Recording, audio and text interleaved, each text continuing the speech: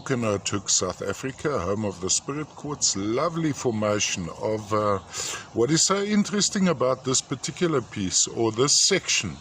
Now remember, as informal mining goes on, different sections of the ore body get exposed, and this is a few hundred kilometers of quartz formations, typically central quartz crystals surrounded by smaller ones.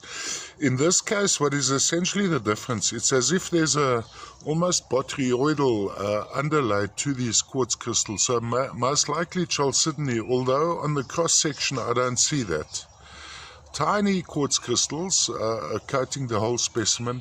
From a color point of view, from Buchananock, quite typically, if you look into the terminations of the individual quartz crystals, you'll see there's usually a color concentration around the outside edges, which gets propagated right through. So in this case, it's a light amethyst, but what's interesting also about this piece, almost has a third dimensional view. So I think if you have a strong light from behind, it'll actually shine through. There's some redishness to brownishness included in some of these quartzes, which would be iron oxide trapped inside there.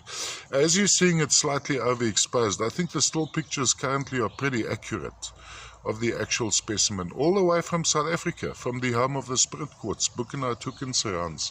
From a display point of view, I'd have it on a turntable going around like this. We have the matrix as well, which isn't all that appealing, or you could have it standing flat going around like that.